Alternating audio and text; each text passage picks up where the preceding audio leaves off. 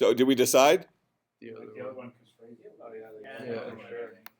Oh yeah. See, you need it in JIT. I thought we did. And switch back and forth. I thought we were just like, Yeah. this one first. Yeah.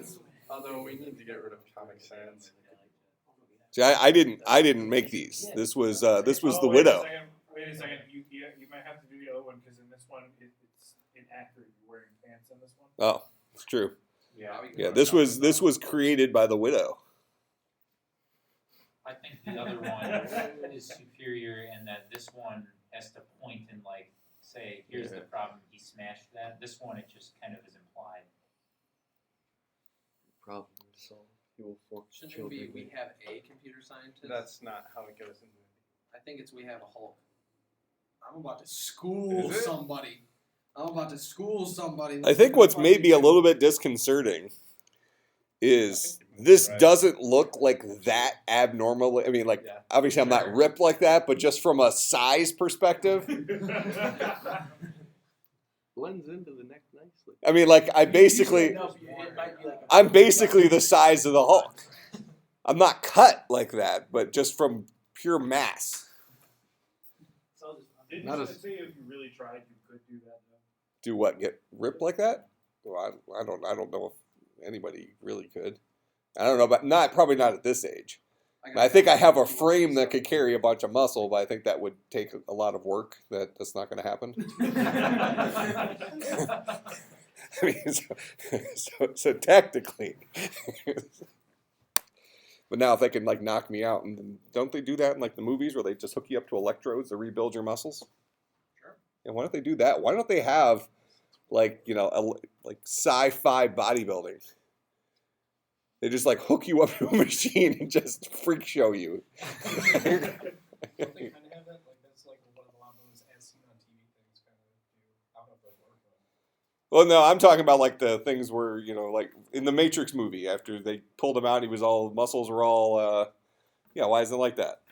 Wait, learning the programs where he's like, now I know kung fu. No, that would be awesome. That's a whole different, I'm talking about the thing where they had him hooked up to the machines to rebuild his muscles so he could like walk on his own and hold his own head I up. think there's a difference between that and actually building muscle mass and becoming stronger through that. Oh, but isn't it all just electrical signals? If you just make the muscles contract? Yeah, but do you think that's safe? Well, nothing's Not safe. bad. You can't get ahead of the plate safe. You just heard the prime example of the fact that things at rest tend to stay at rest. It's true. Living proof. Yeah. Not prime example. Yeah. We're dealing with, let me tell you who we're dealing with here. So we're at lunch today, and Tim says, well, I'm going to have to come up with another way to use Firebase for my project because it doesn't have native support for Node.js. Yeah, I made the same face. So then I just did it was a really weird search I had to type into Google. I said, Firebase Node.js. And it brought up the Firebase Node.js page, which told you how to use NPM to install Firebase. It basically told you everything that he said didn't exist. That's the kind of an intellect we're dealing with here.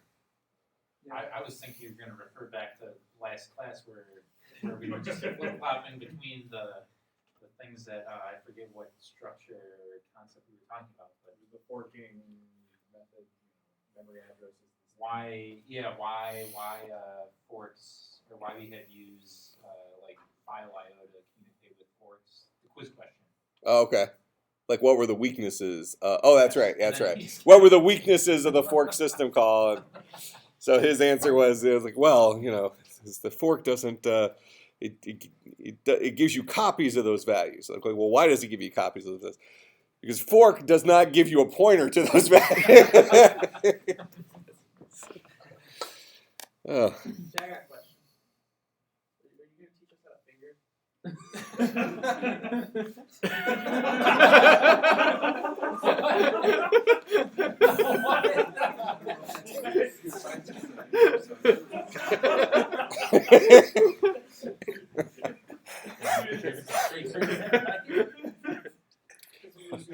finger?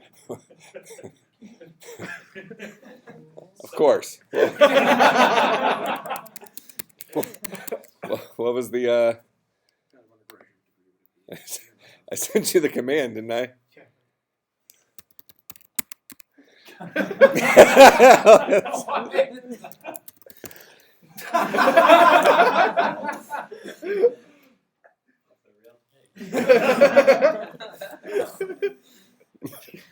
So the context of this was I'm a little concerned here.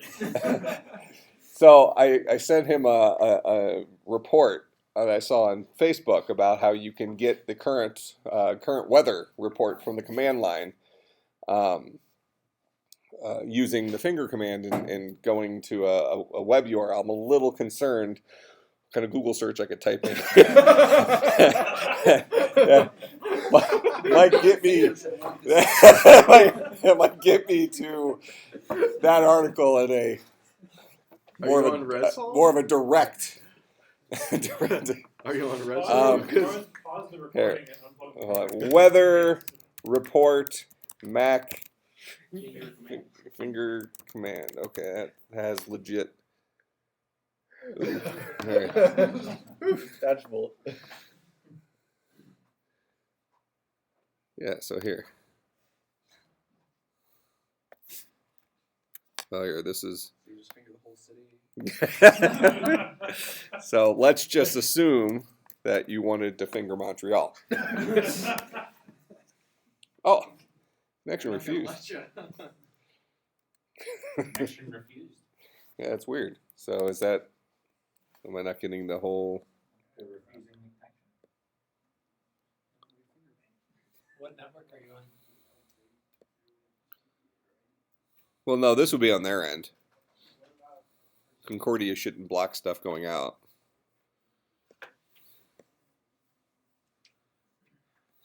Old the article.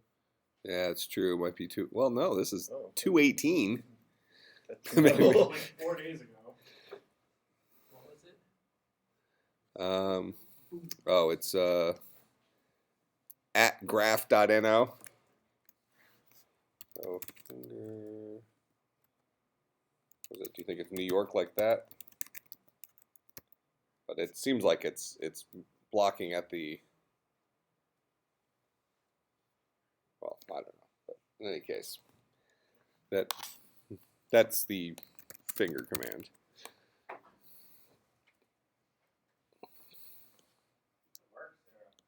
So whatever. Okay, so let's.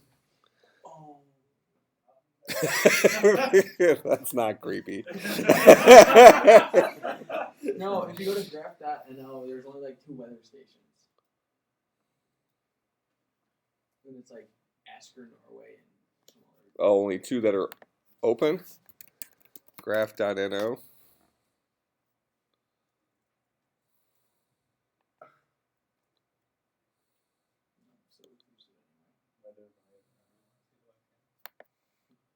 Don't look at the book.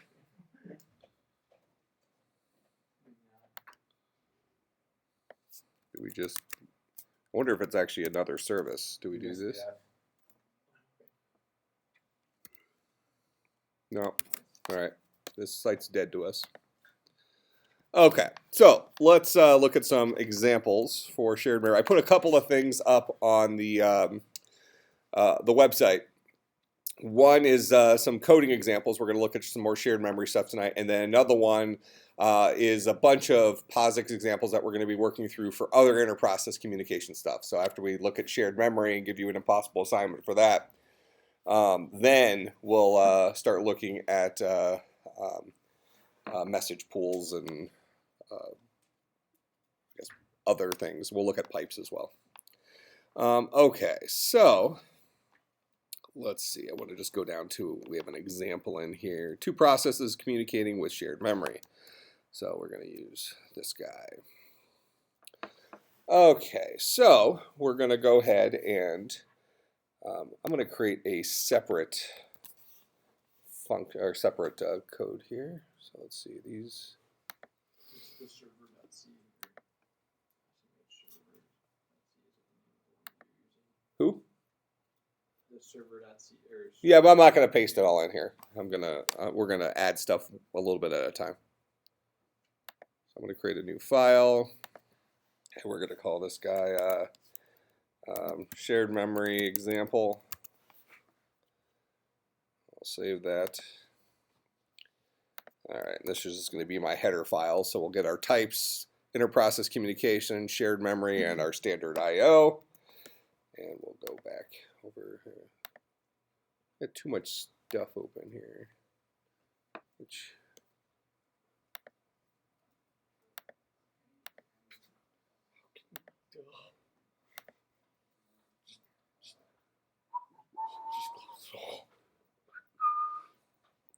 oh, it's this one. Okay, so we got those things, and so they're creating a. So this is going to be a constant for the shared memory size. This is 27 bytes. Here, I'll throw that into our code here. Actually,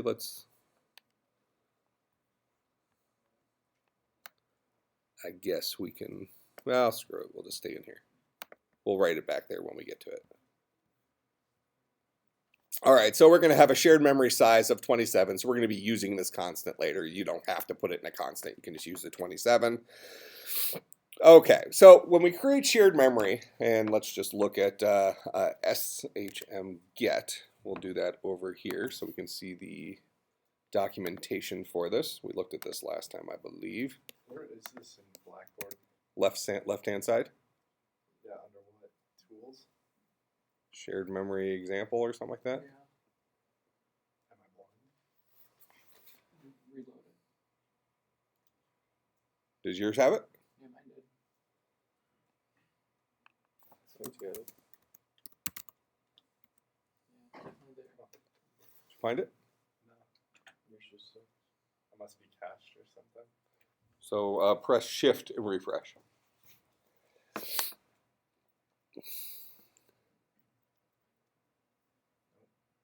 Okay, do Shift power button and then take your screen. Hulk smash. Log out, log back in again. Just turn it off and turn it off. All right, so shut up. Or else this. I'm giving you the homework assignment today, regardless of whether we get through this or not, because you didn't have a homework assignment last time. So I guess Godspeed. All right, so shared memory get is going to take in a key value. So when we get new shared memory, we get to name it. And this is an integer, so it's actually a key type, which is an integer. So this is in types.h. Then we give it the amount of memory that we want. All right, so for instance, size. And then we give it the shared memory flag. So typically, we're going to give it like the create flag. So we want to say, I want to create some new shared memory with this unique ID that our children are going to have to know about in our case. So I'm going to create shared memory location 30 or something like that. And then the size is going to be, in our case, 27. Maybe we say 50. Maybe we say whatever. It's going to be some number of bytes. All right. And then flags are what things should happen for the shared memory. So for example, we're going to create creates. So that's going to, just like our file IO, this is going to create the shared memory if it's not already created. So we are trying to create some new shared memory under unique variable name 30, unique ID 30, of size, whatever size we put in there. Was it 27 in our in the current code example? And create it if it's not already created. All right. So that's what shared memory get's going to do. Let's go back here and we'll see the example here. So here is our staging area. So this is going to be our variable for catching the ID of our shared memory. Here's the key. This is going to be our link to our shared memory, our pointer that we're going to get when we actually connect to it, when we bind to it. So our key value, so this is going to be the unique ID for this shared memory, is 5678. That's equivalent to the 30 in my example I just used. So this is the unique variable name, if you will, although it's done as an integer, to this particular shared memory. So any child process that's going to want to have access to the shared memory will have access will have to know about this number. Okay, that's not secure. We're passing this around and we're going to let them have access to it. All right, so now we're going to go ahead and we're going to create the shared memory segment. So this would be the parent creating this in our world. This guy doesn't actually fork children, Abe, but we'll adapt it for ours. All right. So in any case, this is going to be the key. We're going to go ahead and call our shared memory get, and this guy returns the ID of our shared memory. So we're going to pass it our key, 5678. We're going to pass it the number of bytes, in our case here, shared memory size, which was 27. And then we're going to pass it IPC create ORed with 0666. That's kind of funny. But remember, this is the change ch mod stuff, so this is everything, but this is read write for everybody, not execute. All right, so everybody will have access to, well, the owner can read and write, the group can read and write, everybody can read and write. So this is effectively public shared memory for anybody who knows how to get to it for read and write. And we're going to OR that with IPC create. So this creates a mask that will make sure it gets created if it doesn't already exist. All right. So here's our function call to SMH, SC or SHM get, shared memory get. And we're asking the question, if the value returned, SHMID, is less than 0, that means bad stuff happened. Okay, it should give us a positive number. So I'm going to go ahead and we're going to steal, I'm going to steal just this up to that point. We're going to go back into our code and I'm going to take some of that out. That's just, I wanted to copy a good portion of it. Oh, I didn't even have main, but we'll int main int arg c char pointer arg v. Well, speaking of which, remember the quiz we had on what are the two parameters of main? The answers to that were absolutely embarrassing. Well, we've talked about that a bunch of times, right? We talked about it like once. No. These two, what are these parameters for? We've talked about that several times. Yeah, before we did. The quiz was 2 classes ago. No. Was that last week? That was a long time ago. Oh, well, it was embarrassing, the answers. I mean, many of you got it perfectly right. I mean, so it wasn't like, it was like literally polarizing. Like half the class got hundreds on it, and half the class, I had trouble bringing myself to give you a 30 based on what was written on the paper. It's just embarrassing. I don't even understand it. What was I talking about? Oh, embarrassing. All right. So here, we'll go ahead and define what is it? SHMSZ is 27. You might want to add your file extension. Oh. Can I rename it here? Yeah. Six one down. You're close. Right there. There. Oh, you got the finger right on it. Here, I don't even have to do that. I can just click it. We're good. All right. Let me make sure I got that. Oh yeah, no semicolon on that. That's right, because that's a macro. Yeah, so this kind of guy, this guy up here is a macro, so there's no semicolon. So we're, and I think it's all capital undefined. No, all lowercase.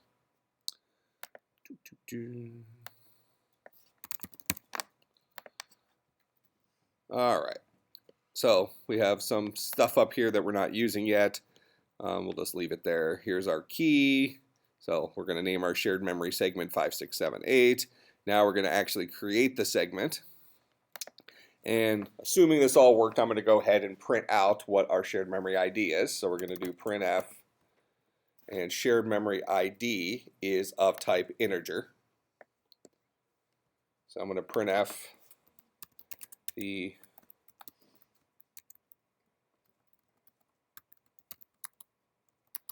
is equal to %d shmid. All right, and then we need to close our And then we'll return 0 because main returns a value. Okay, so all we're doing here is we're trying to get some shared memory. Okay, we're not using it for anything, we're just proving that we can set it up. This is going to be our parent that sets up the shared memory. So we'll go ahead and do GCC, SHM example. What's the declaration? Oh, that's just a warning. And that's just for our error message. So here we're just going to dump that.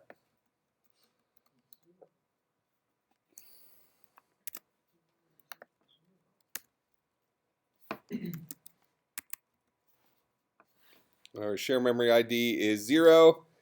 If it was less than 0, that means we had an error. So 0 means it exited correctly. So just like main for error messages. All right, so we have real shared memory now. Well, had real shared memory.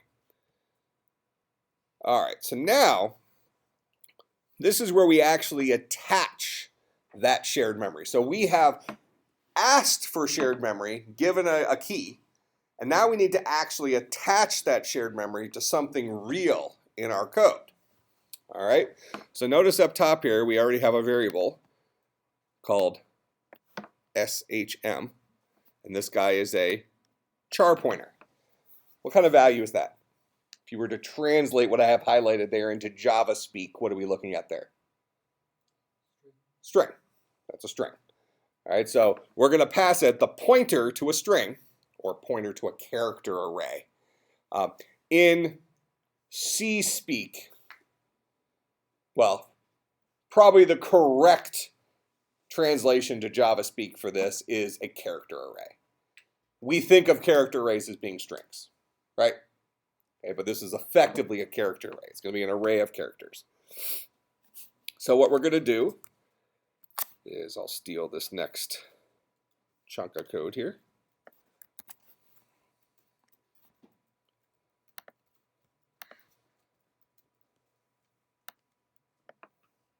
All right, so if we're still kicking, we know that we have and we can actually just do a return -1 there. That'll work just fine. Otherwise, that means something bad happened. All right, so now we'll paste in. Now we're going to attach our segment to our data space. So that's a fancy word saying shared memory lives up there. I need to connect it to local variable. Okay, that's what we mean when we say data space. So shared memory right here, this is our character array. So we're going to go ahead and we're going to say our local character array is going to be equal to shared memory attach, passing it the shared memory ID, passing it null. So that second parameter there is if we had a specific memory address that we had in mind where we wanted our shared memory to actually live. Okay, so at this point what we've done is we've asked for permission from the operating system for shared memory. And it gave us back a unique ID for that shared memory that was greater than -1. So that's how we can deal with it as error codes. Now, when we attach it to something local, we can specify the portion of real memory we want it to live. Or if we pass it a null, we're basically saying, operating system, just find me a place. All right, so that's what we're doing there. We're saying, pick your place, pick your poison, whatever memory address you're happy with, you're fine. These are flags, so this just says, give me default shared memory. So we can make read-only shared memory if we want, but 0 just says, give me the default read-write shared memory based on the things I said above.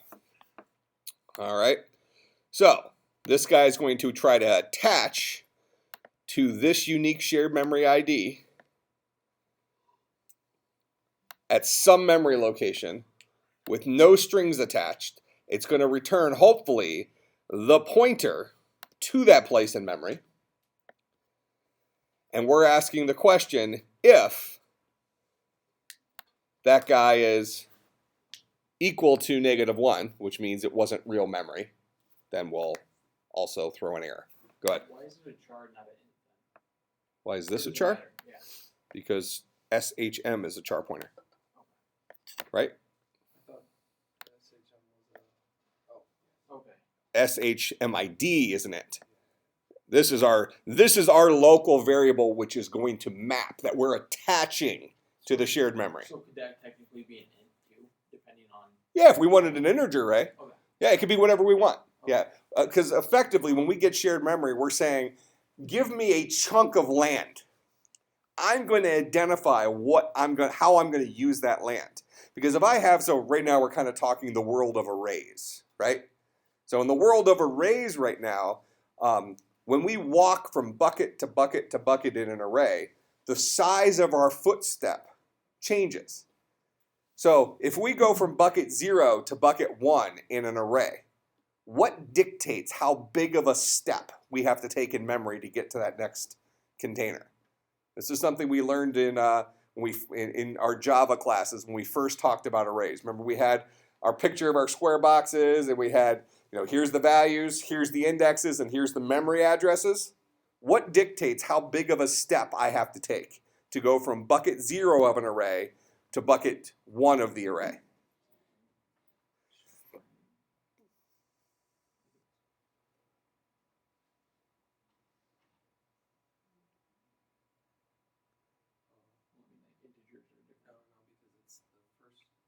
I'm at bucket 0 of some generic array.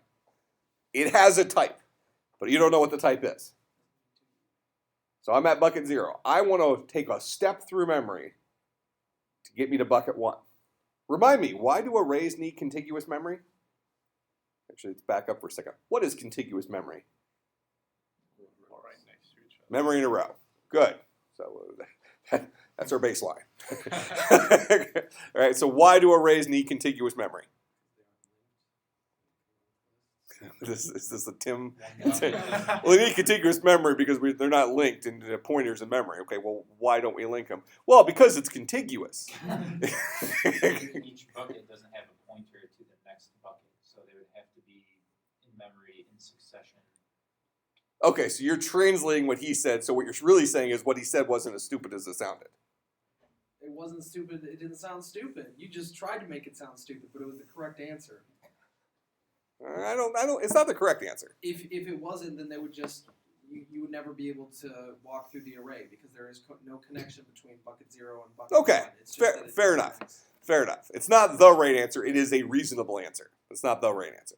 So your argument is that the reason it needs to be contiguous is because one bucket doesn't know how to get to the next bucket naturally. We need to put them right next to each other so that we can stumble into the next bucket. The reason we did that was so that it was faster, though. Okay, why is it faster? Because then you don't have to jump to another place in memory. You are just Okay. So what's the connection piece there? How do we actually get, because obviously we're not stumbling into the next bucket, right?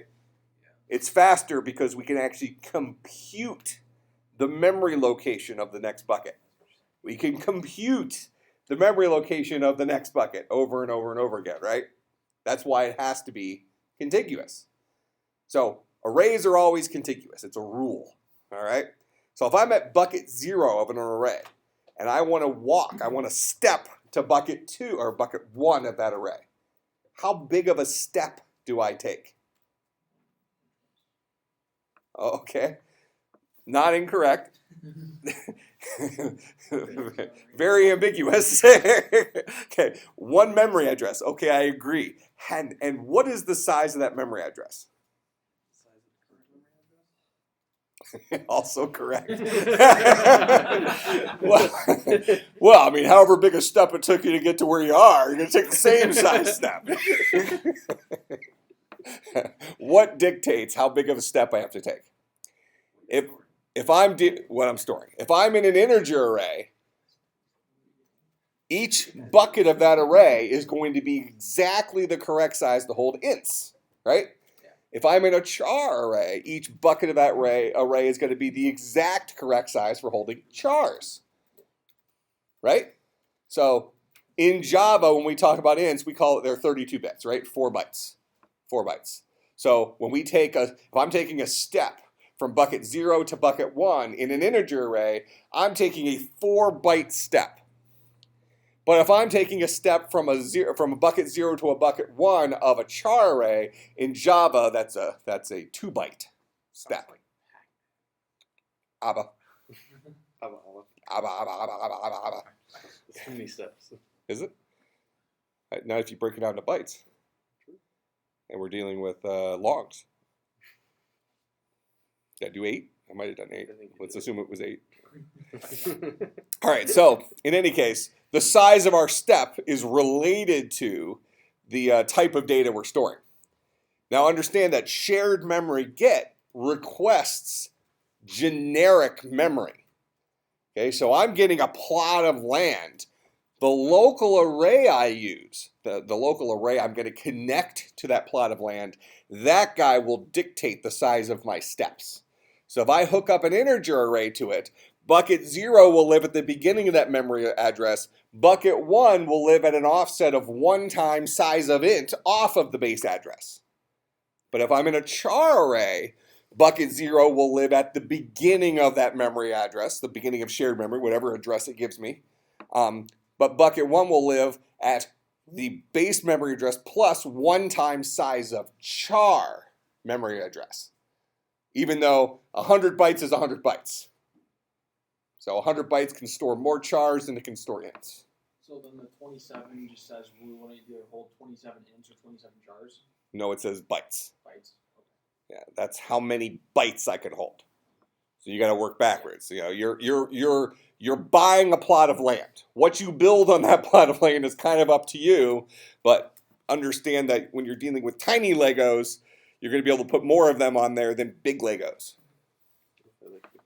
So if you overfill that area, do you just get an error, or do you have to? Now you probably would. Historically, that would be a memory leak. And C is much more protected now than it used to be at the operating system level. So the operating system would probably scream at you and say, you're treading on memory that doesn't belong to you. But historically, you could just walk wherever you want. That doesn't sound good. All right. So this is where we ask the operating system to reserve some shared memory for us of this size. This is where we actually attach that shared memory to one of our local variables, giving us access to that guy. All right. And then let's go ahead, and I'm just going to print out the mem address is %p shm. So we'll go ahead and run this. Oh, printf. Oh, same problem. Return -1.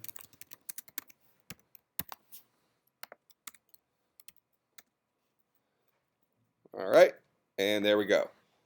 Crazy memory address. The null said, OS, take care of it for me. Make sense? Oh, and by the way, since we're doing this in C, we are almost definitely just leaving swaths of memory used up by the system right now. Yes, we're requesting stuff and we are not getting rid of it. It's kind of free command. we're doing a lot of stuff that's bad programming practice. The good news is this is not our machine and not our memory, so it's not our problem. All right.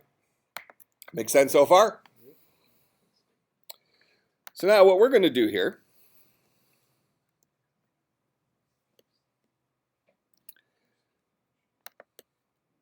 I'll show you two different examples.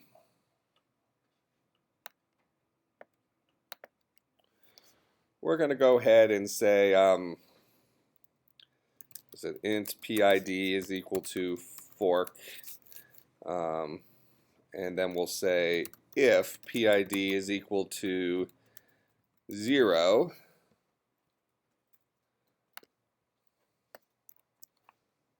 actually, it doesn't even matter. We don't have to ask the question. We'll just fork, and then we'll print out the memory address. So we should get the memory address twice. Okay? So the parent It's going to request the memory. Then we fork. Well, actually, the parent requests the memory here. Then the parent actually attaches the memory here. Then we fork. And now we're going to see the memory address printed out twice. And let me put a \n in there so we can actually read that.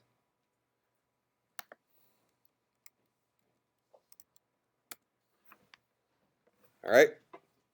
Same memory address. Same memory address. Now, what if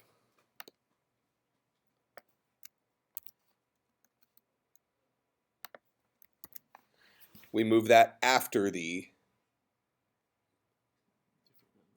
fork? So now we have our local pointer, SHM, which we had a copy of, right? But it didn't have any values in it. And we're asking it to attach shared memory ID, which is an int. And even though we're getting, the parent and the child each get their own copy of that int, it's an int, right?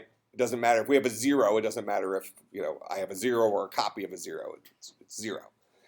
So I'm asking shared memory to attach to this ID. Give me whatever memory location you want, and no flags. And then we'll see both of them print out their address.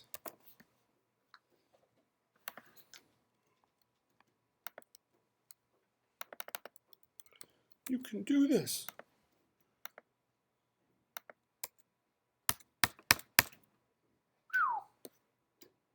There we go. Nailed it.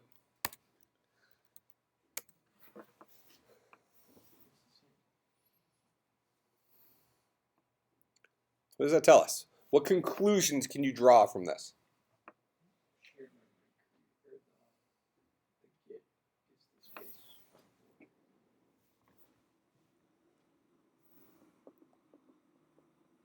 Two conclusions we make from this. One is pointers associated with shared memory, pointers attached to shared memory, survive the fork system call. That's number one, right?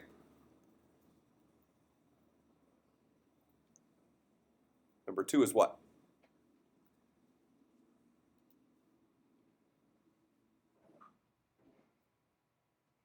Shared memory attach always gives me the same memory address for subsequent calls to the same shared memory ID.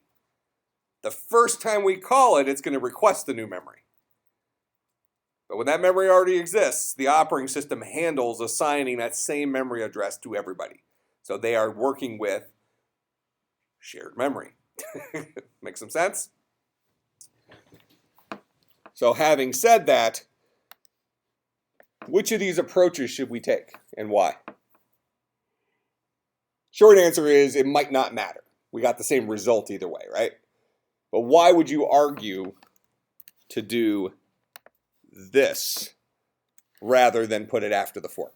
Well, isn't it because then the array would be put into shared memory beforehand?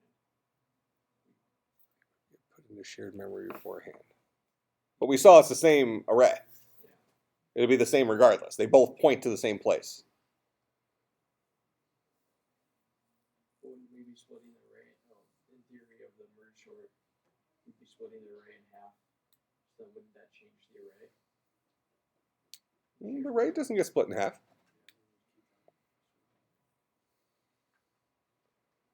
Do you suspect that shared memory attach is somewhat expensive?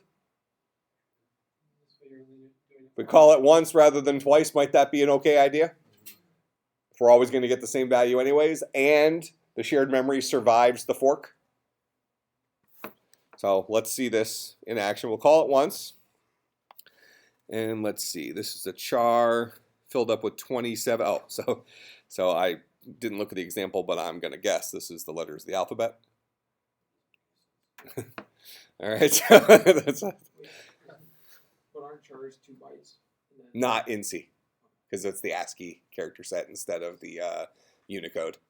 Yeah, Unicode 65,535. That's why in Java, which supports Unicode, it's 2 bytes. In C, it's ASCII, so it's 1 byte 0 to 256, 0 to 255. Okay, so let's go ahead and do this. We'll go ahead and get our shared memory. Oh, they already gave us our char C up top, didn't they? Yep, I'm sure this is what they do. So we'll say C is equal to a lowercase a, then we'll say for C is less than or equal to Z, C++, SHM at bucket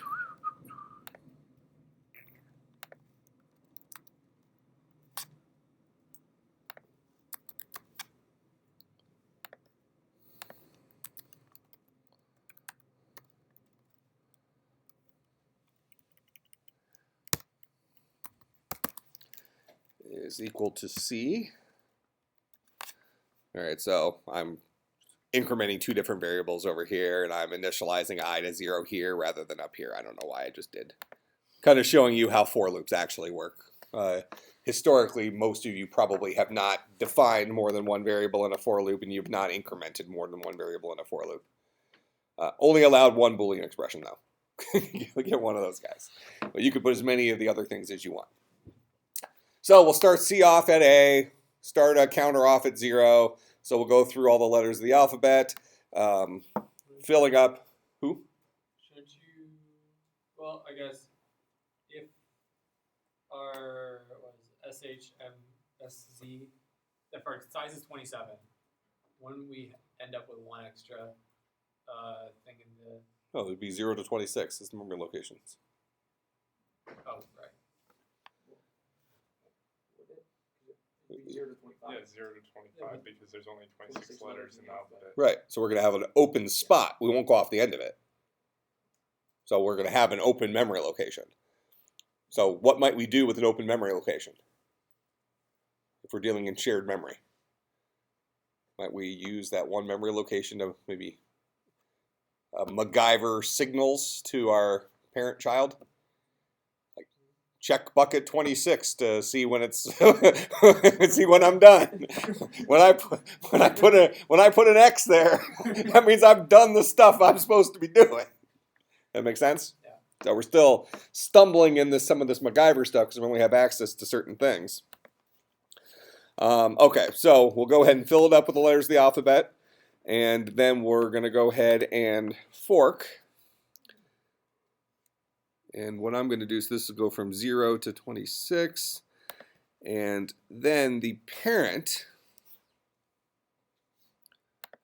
So we'll say if PID is equal to, let's see, it's not equal to 0. That's the parent, right?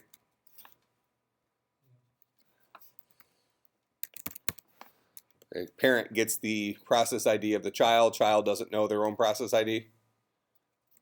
All right. So if I'm the parent, what I'm going to do is I'm going to keep checking bucket. So here we'll actually put in SHM at bucket 26. We'll put in a question mark. So while that's still a question mark, we're going to have the parent busy wait. So while SHM at bucket 26 is equal to the question mark,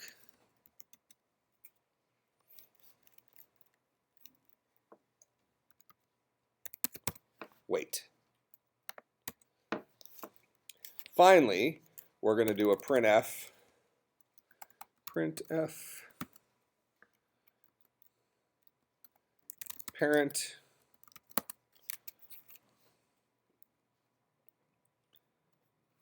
%C HM at bucket 26. Is there a way to, I guess, kick that guy off of the CPU cycling? So instead of waiting, like giving it its full time in the while loop, is there a way to stay? Yeah, we looked at it last time. We can wait. We can wait for the process ID. Yeah, this is horrible programming practice. Literally burning CPU cycles just checking. But the wait command doesn't burn. Yeah, the wait command utilizes the operating system to take them out of commission and bring them back in what we would assume to be an efficient way. So we're going to say child. We'll go ahead and print out the question mark. SHM26 is equal to an X. Then we'll print it again. You want period returns there? Probably. Needs those. There.